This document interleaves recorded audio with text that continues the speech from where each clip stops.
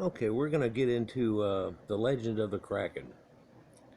For Neptune, and Neptune's lagoon is the home of the Kraken. But then again, he can release the Kraken, and that causes havoc sometimes for whoever it goes for. And a lot of people know the Kraken maybe from Pirates of the Caribbean and the famous fight where they had it there and they used the ship's wheel and bam, bam, bam and make a periodic noise that draws him in. We'll get back to that.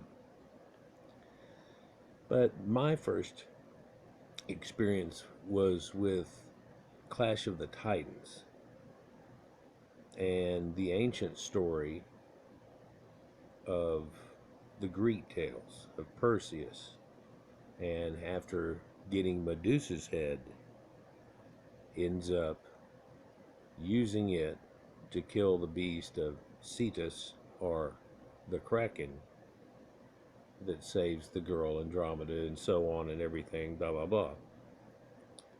And I had heard the tales, but when the movie came out, that's fantastic. And my first experience in it, so it must predate that pretty much, is the Odyssey, for Odysseus fights with her, and Ceres is the female counterpart. She does this deal where she wants to make herself look like him and stuff and make the creature come for him, and she's got this whole idea. She ends up getting swallowed by the creature but cuts through him on the way out, but then dies and ends up going to heaven, and he says, you're going to be heralded as this so-and-so, this killer of Leviathan, if you will. In the biblical stories, it's the same type of story, and all of these people that are connected in ancient times had this same similar story.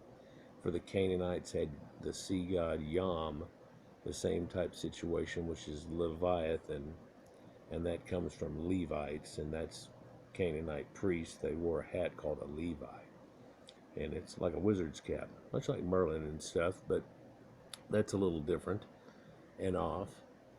But I had my experience with that, the very first one, where he saves her and Perseus and things, and I'll do a video on Medusa and some odd thoughts that I had whenever I was younger and how it kind of came to fruition, and it still looks like there are some important people now agreeing with it, but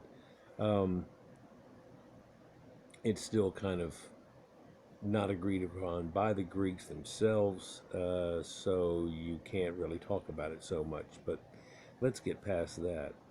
For the next experience that I had with the Kraken was in Dungeons and Dragons, and quite often I tell you I relate this to it because they have this in these things and these tales you go through, and you can recreate Odysseus and all these type situations.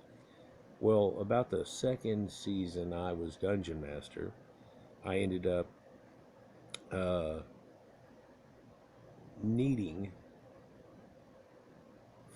they ended up needing to help get this special potion made, and in order to do so they needed to get the ingredients. So sometimes you can just go to some wizard or somebody that'll have these type of special potions. It's one-offs, or whatever, and they can already get it. But other times they'll look around, and then all of a sudden they realize they don't have this and this and this, and they know it, and then you've got to go get it for them, right? So it ends up being a quest. And as I remember in this one, that they had to end up going north and going to this seaside port, and inland from this seaside port, though, they were having trouble with yetis, and you need a yeti's tooth to end up making this type of potion that you can do. And so you get the potion and you don't even utilize it, then you utilize it whenever you do something else, and you have to have that potion for things to work out. So it's a whole threefold thing, but it ends up being a 5 or 6-fold thing, because after they get the tooth, and kind of neat, what I had done is the wizard had given them this amulet, and they activate the amulet. It lets him know. He sends a falcon or an owl or a bird that comes and picks the thing up. All they've got to do is put it in this little pouch thing. They attach it to him and scree, and he flies back off to them in order that whenever they get back to him, he hopefully will have the potions ready and stuff. And as I remember on this adventure here, they end up getting a unicorn's horn, which is also a narwhal, and so on. But they get shanghaied, which gets them into that situation anyhow, from this seaside village type situation that had its whole thing going on with it.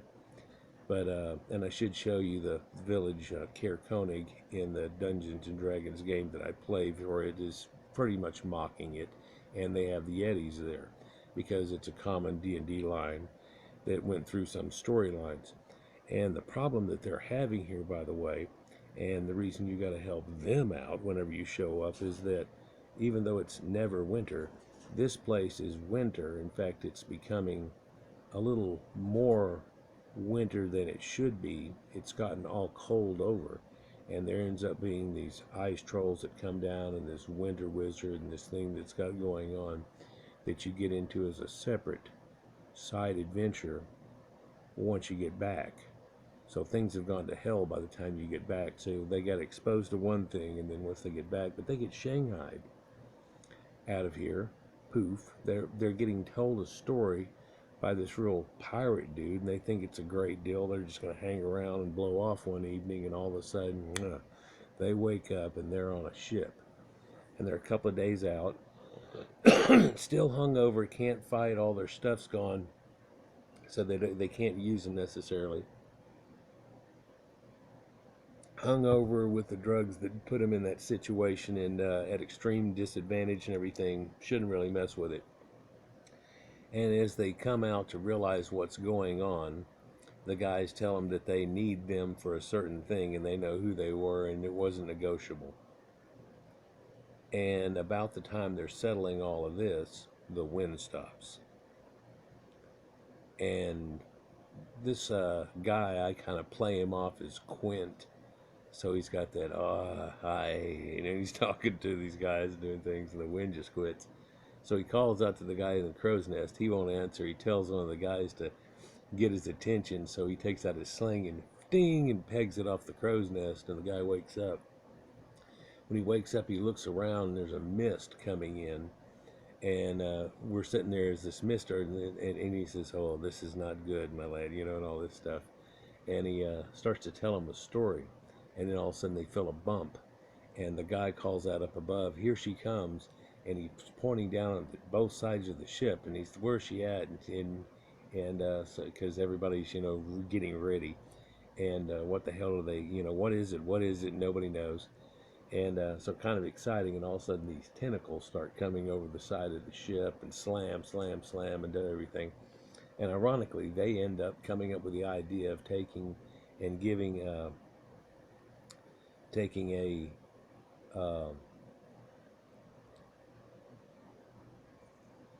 effectively gunpowder type of apparatus, and make it to where whenever it's close to it, they use magic missile on it. It helps to burn it, catch it on fire more, fat and grease, spill it onto it. It catches the ship on fire at the same time. But anyhow, they get through it because all they have to do is injure it enough and it leaves. And that's it. It scares the hell out of them, but all they had to do is injure it a certain amount of hit points and it leaves. Now, it can also grab some of these people, and if it grabs one of them, it'll just yank them right overboard. It takes a chance. It can just either squeeze them, or it can slam them into something, or it can take them overboard. And if it has squeezed or slammed them, then it's going to take them overboard. And you only have one round to do enough damage to that tentacle, depending on how much has been done to it already, to get it to release him, and it's your only chance of saving that person.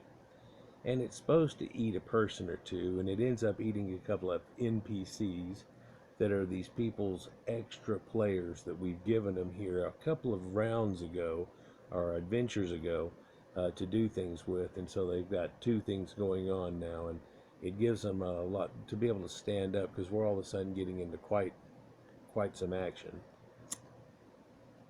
And it really helps to have extra players, and instead of trying to have a 10, 12, 14 man group, it's better if you can play with about 5, 6 or so, and they've got 2 men.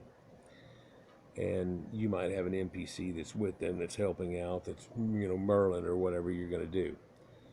Anyhow, so, but a lot of people know about the Kraken and the ancient stories, but let's just get into this, because I can go off for hours. And I think there was something I was going to tell you also before I said that, or I finished it. Let's see. Yeah, there was something I said we'd come back to later.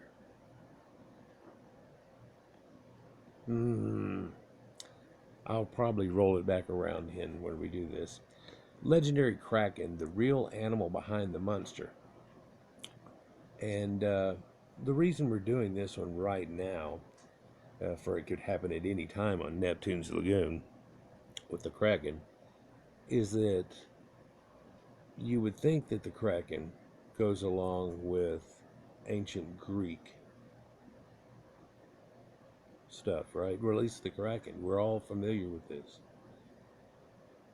But you come to find out, no, they had Cetus and they had the Kraken too. So how do they have that connection? And it looks like it's those damn Phoenicians again.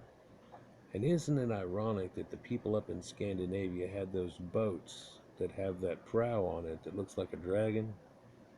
That the Phoenicians did too. I mean, all the depictions of them show it. Sumerians had things like that done out of their reed ships and stuff too.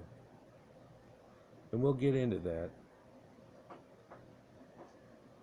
But according to Scandinavian mythology, the Kraken is a horrifying giant sea creature said to be 1 mile long. Stories generally describe it as a terrifyingly enormous octopus or squid-like creature that attacks ships. According to some tales, the Kraken was so huge that its body could be mistaken for an island. But is there any chance that a real animal exists beyond these scary legends? Well, we'll find out as we talk about it here that one that was an island was something that was different.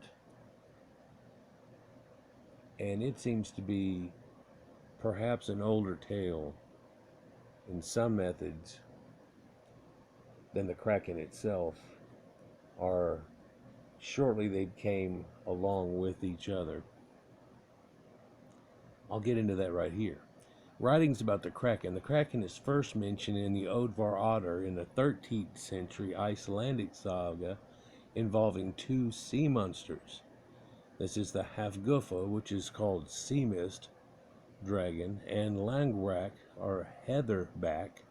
The Hafgufa is believed to be the reference to the Kraken, and the heatherback is thought to be reference to a giant island that submerges and unsubmerges, i.e. like that giant turtle that you will.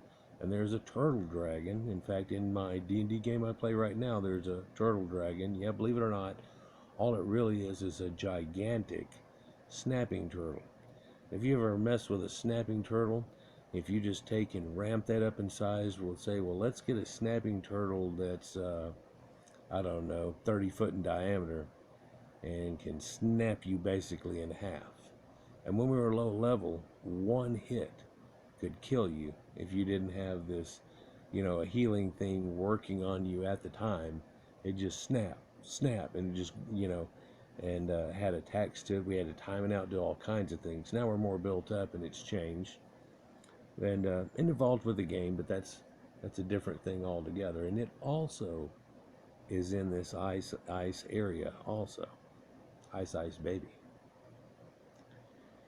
So with this sea mist dragon type creature, Kraken, was thought to be the Kraken of old, mentioned there, but we know it goes way back before 1300s, for the Kraken seems to go way over here in the Middle East.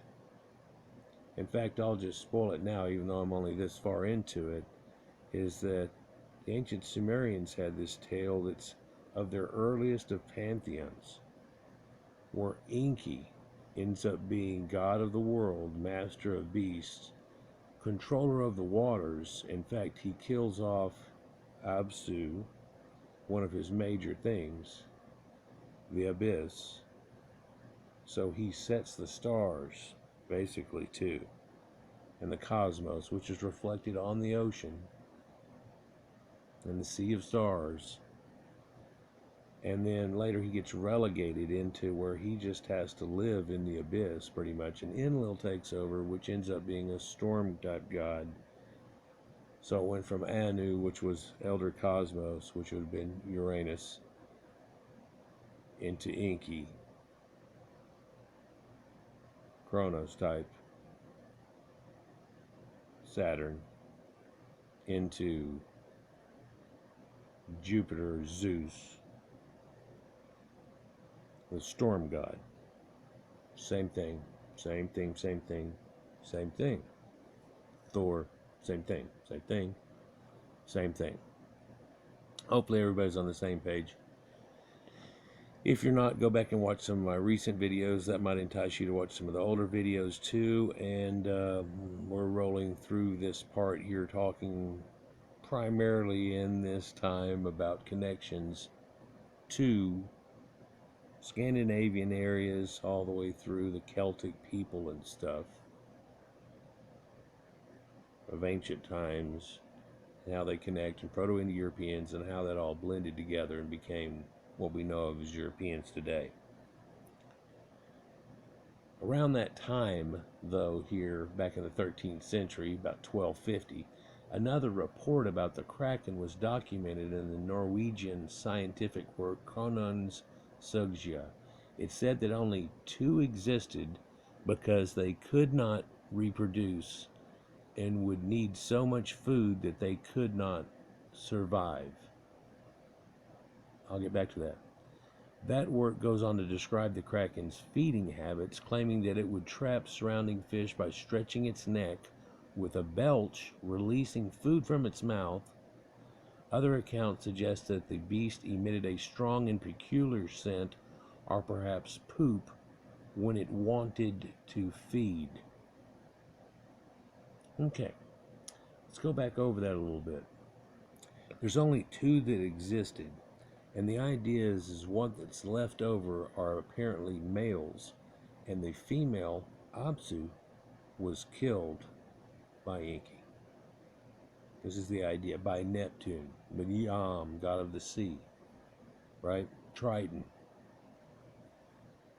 You get this concept. We'll look at Triton on a map here in a little bit. It's hard to see him though, but Triton has really got the double split serpent tail onto him, much like the female counterpart, which is what we know of on Starbucks coffee. In fact, Starbucks have something to do with this too, for the Kraken is mentioned even in the tales of Moby Dick, and this puts it together with whales, but also it's a giant squid that's there, and they talk about this Kraken in that, and Starbucks is one of his mates. Oh snap, ding, and it starts to just, it's all over the place. And I remember when I was a kid, Terry Bradshaw had a wife. She was in the Olympics. Her name was JoJo Starbucks. She was a ice skater and everything, lived in Seattle, and I come to find out later, I think she was part of what helped start out Starbucks because of that name. But then I thought,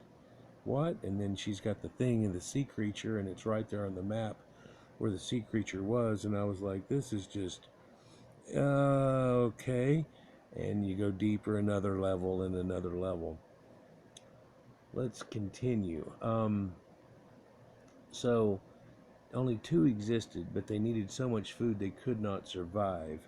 This ideal brings about the idea of the gaping mouth of whales and how they'll round up a fish ball and then gulp it all up in that big mouth and just take it. I wish I had this video I saw recently of it. There's this couple, one of them's a lady, and they're sitting out on a pier, literally on a pier, and they say, well, he's coming up over here, and all of a sudden you see these fish start to sparkle on the top, and right there off a pier, I mean literally 10 foot in front of them, this thing comes up and just go. And you're like, there's this little boat over there in your view, and he could probably, he would just take you in. Amazing. So a lot of these tales have something to do with whales, and it might have been conflagration somewhat, of all of it being put together, if you will. The more we talk about it, the more we'll see that that is probably the effect, and that there are variations on a theme of that. For Leviathan has been claimed to be a whale, like in Jonah, which is said to be a fish, and people say all this other stuff, and a whale's the only thing that could possibly take a person in 3 days later. But ironically, over here in this area, there's an ancient whaling tale, which seems to date after the Bible, though. But who knows how long people were telling this tale of when they were whaling, this guy gets swamped, pretty much like that pier where you were talking about, and the guy gets swallowed up. And it scared everybody off. They're just in smaller whaling boats, not riding the big boat like you see Ahab doing. But if you pay attention, they really are attacking it in these smaller boats, harpooning it, and then wrapping it around the front of it and taking that sleigh ride. Oh man, what's the name of it? Whenever all of a sudden they hook up to it and they take that ride. So, and then people are trying to repeatedly harpoon it in situations. They go, and they've got to row like hell to try to catch up to this thing that's taking off now, and so on. But I digress again. So in these whaling people, this guy got swamped and taken over, and they thought he was gone, didn't find him, but somehow 3 days later he showed up in another village near there, and then they got their friend back, kind of like Noah. So you can imagine something like that coming out. Maybe that's what the Bible was. Well, yeah, let's look at another aspect of the Bible, though, in Leviathan. He'll talk about it here shortly. But the work goes on to describe the Kraken's feeding habits, claimed it traps surrounding fish by stretching its neck and with a belch releasing food from its mouth. Other accounts suggested eating strong, peculiar scent, perhaps poop, when it wanted to feed.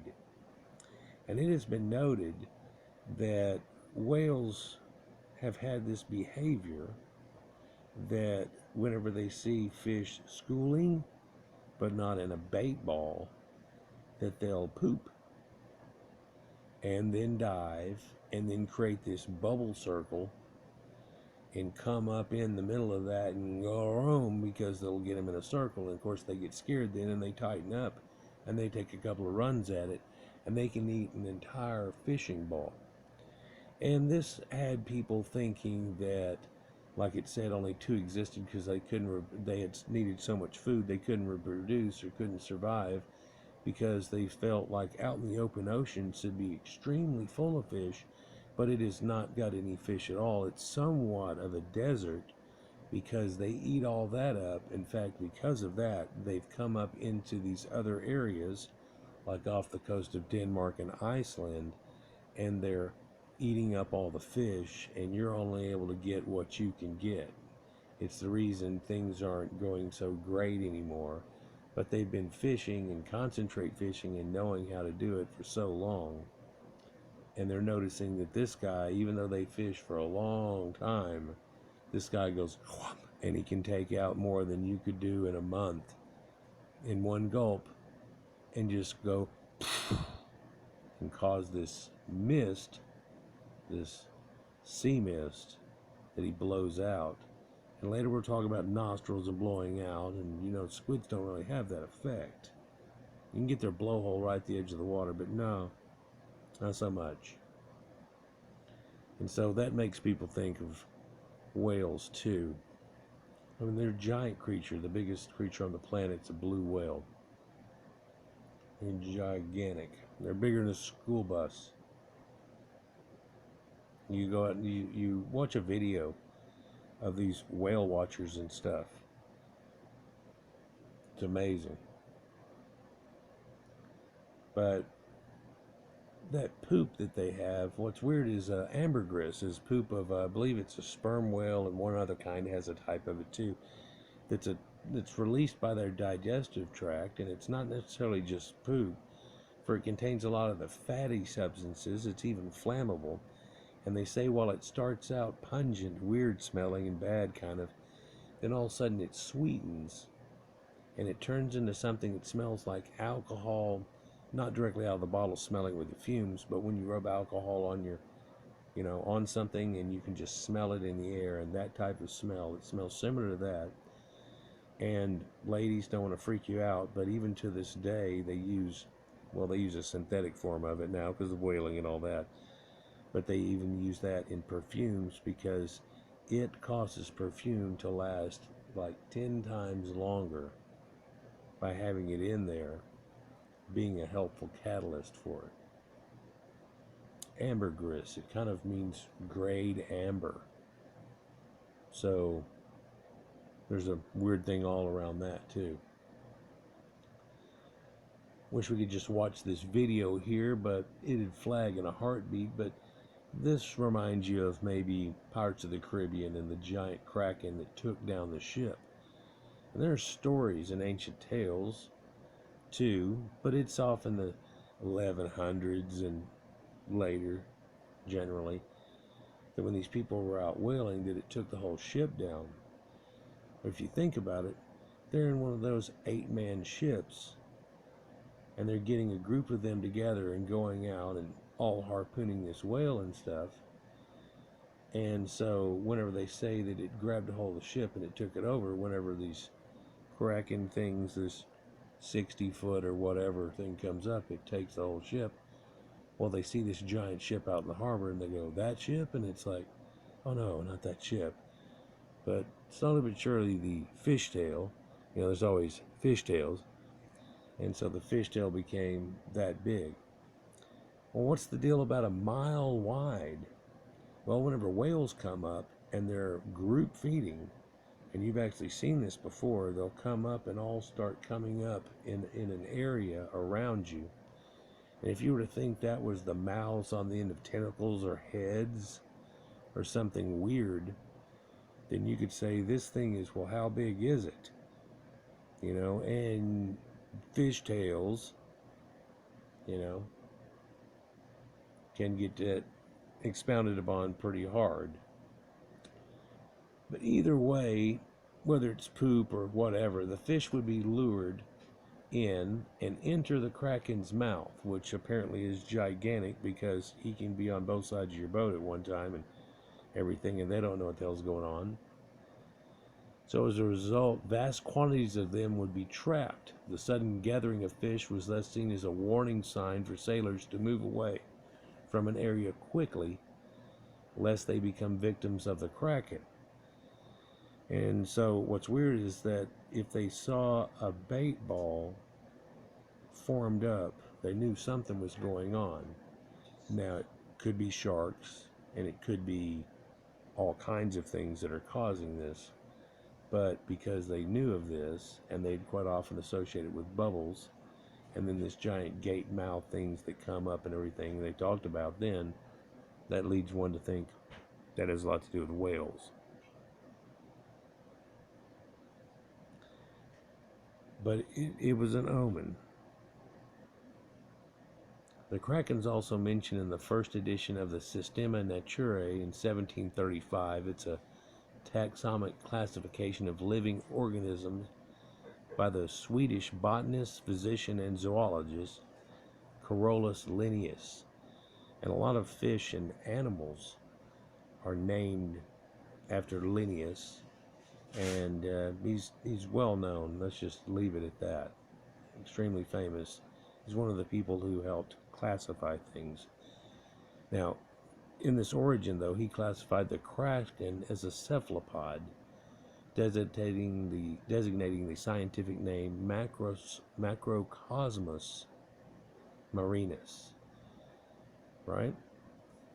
So, although any mention to Kraken was omitted in later editions of that system and Natura book, Linnaeus describes it in his later work, Fauna Suicida, And this has to do with Swiss, for the Seuss have to do with Seuss, Swiss, and that's where that comes from, and Swedes, and in turn suede, and where you buff out leather that's real cool. Man, yeah, I used to have a cool suede leather jacket, but anyhow, over time they get ruined though, don't they? Get caught in rain a few times and it just tries to ruin it. So, although any mention of the Kraken was omitted in later ones, he described it in that Fauna Susica in 1746 as a unique monster that is said to inhabit the seas of Norway, but I have not seen this animal. So he tells you there's tales of it, but he hasn't seen one. And they talk about, if you just look up Kraken in like Wiki, they'll tell you that nobody ever found one, but we've already found giant squids all over different places, from China to places along the Atlantic mainly. And there's a few different kinds of them. There's the colossal squid, and then there's the giant squid, or gigantea. And so, and I believe now that they've got this third form that they're talking about that's not quite this other one, and it's Architeuthis. And they really supposed to get that name from the sucker pad. For every sucker pad that's in there has this hook that's in this, and so it gets a hold of you. So whenever it grabs a hold of you and sticks the sucker pad to you and then pulls, it just hooks a fish hook into you. And how many fish hooks has it got? So it's not only a sucker grab on, but there are fish hooks onto it. And on their bigger palm, the big 2 digits, for these guys have 10 arms, their front 2 have them on their pads also. And they've got a pretty good snap. The smaller squids, like Humboldt squids, you can watch those feed and they just snap. And I've even actually grown up a few cuttlefish. And when they snap out and grab food and everything, it's pretty cool. And they do these rainbow effects over them. And marmorated cuttlefish and flamboyant cuttlefish. I'll have to do a video on something like that, and some of the wicked things, and things like mimic octopus and blue ring octopus, one of the most poisonous creatures on the planet. Little bitty thing though. But we're talking about something that has to be giant. And there's been shows about the giant octopus and its possibilities that there are of one, but I have never seen anything that led me to believe there could be one as big as something that could even take down a boat, of an 8-man boat, if it got on it. And the story of this thing, whenever it got onto a boat, was it made the boat list. It grabbed a hold of one side of the boat, and its tentacles were all coming over and stuff, and it, in pulling its weight up a little bit, was listing it over. So, and that's the big boat, by the way, the big boat, like the picture we were looking at here, making a boat. It's not that, but it was making the boat. See how, well, you can see that one's listing over a little bit. Well, it was doing that to it. And of course somebody could exaggerate, oh, it's going to pull us over, but it didn't seem that it was that type of listing, if you will. And of course, things can get taken out of context. And was this actually a corsair, a big ship? Was it one of these larger ships, a galleon type ship, or was it Cutty Sark type, or was it something much smaller that they're talking about in the first place when we're talking about a whaler ship? For some of these larger, the reason they started doing the larger whaling ships with it all is for convenience and security somewhat, but also once they went out in the little boats off the big boat, once they found the whales and killed them, the big boat would always pull up, and they would basically end up processing this thing out in the water. Yeah, and get a lot of his whale oil and things like that. They didn't necessarily drag the thing back.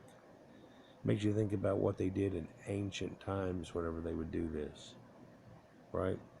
You see Eskimos doing with whaling and stuff like that, and having to physically hook into it and drag it all the way out and then do something with it, basically before it freezes.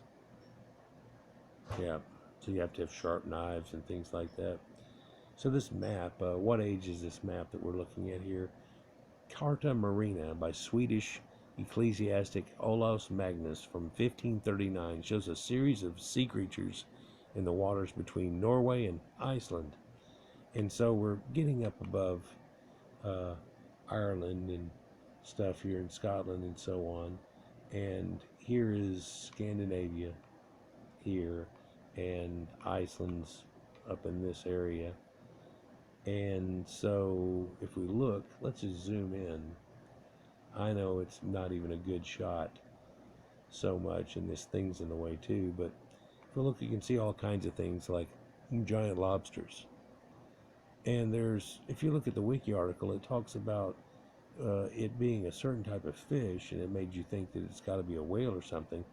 Then there's also crayfish and these tails of these giant lobsters. Is it that big? Or are they just saying there are fish that are that big there?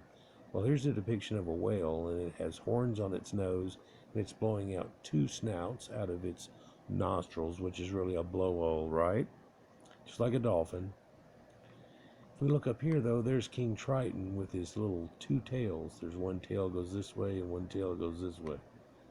You can kind of see it, like I'm pointing right in between them. But look at the sea dragon that's there.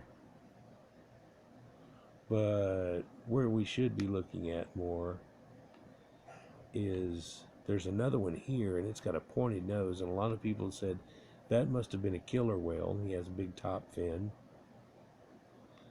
What is this thing here for? You see these ships here, and there's other things that are around in here, but then there's a ship, and it's wrapped up in a red sea dragon serpent type thing. Isn't that odd?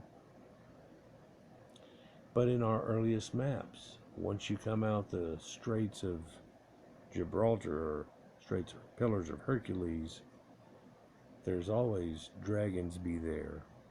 And people a long time ago has realized the Phoenicians, who were great merchants and navigators and boatmen of ancient times, had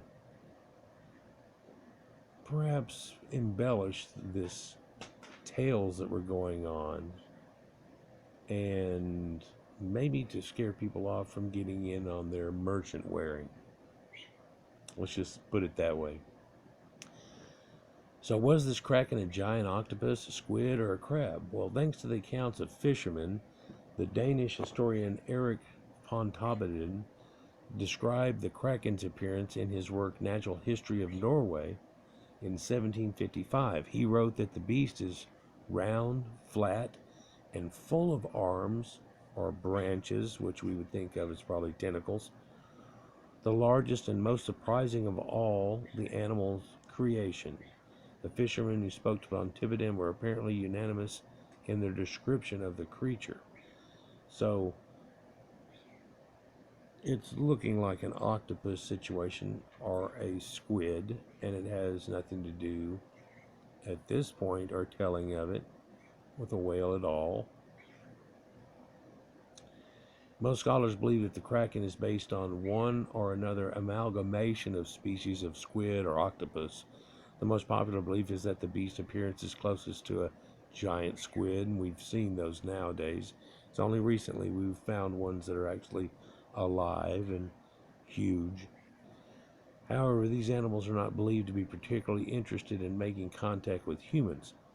Unlike the far more aggressive but much smaller, only about the size of a human, Humboldt squid, some have even suggested that the Kraken emerged from the even larger, by mass, colossal squid rather than the giant squid, but that's unlikely since colossal squids live more near Antarctica and not Scandinavia.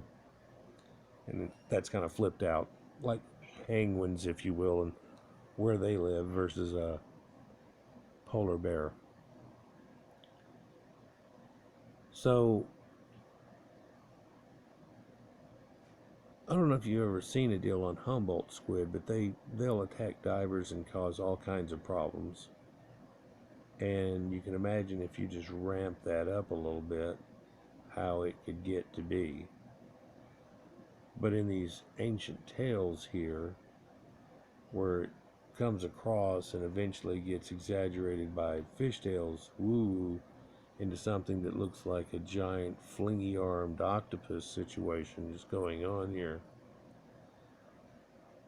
was probably exaggerated from tales of them actually encountering giant squid on the water, right? And one other place that I saw it in my very earliest ones that I was telling you about it before and left it out was 20,000 Leagues Under the Sea in Jules Verne, for the Nautilus actually runs into one and they have to fight it off for a while. And back then there was no CGI or anything, so that was all puppeted out. And it looked pretty good for the time. It still kind of holds up if you don't just look at one arm and watch it sit and wiggle while the other ones are doing all the action. But it showed up pretty good too. But I was going to tell you something else here too. So they don't like contact with humans. Well, how about how this works? Is these people are coming out trying to whale, and they're running right into the area where the whales are supposed to be, and all of a sudden a whale has been going down and fighting with giant squid, and it brings one up to the surface, somewhat injured or whatever, and in doing so, they all of a sudden are encountering humans. In fact, taking it to the surface, which a whale can stand because they do this back and forth real quick, messes with a lot of creatures. And even saltwater fish that I used to get, they would have to decompress them and bring them up slowly if they caught them at certain depths, just like a diver getting the bends. You really wouldn't think so, but they aren't normally. You're sitting right in the top 5 foot of water, unless you catch them in a little lagoon or something, right? So that definitely could have something to do with it too.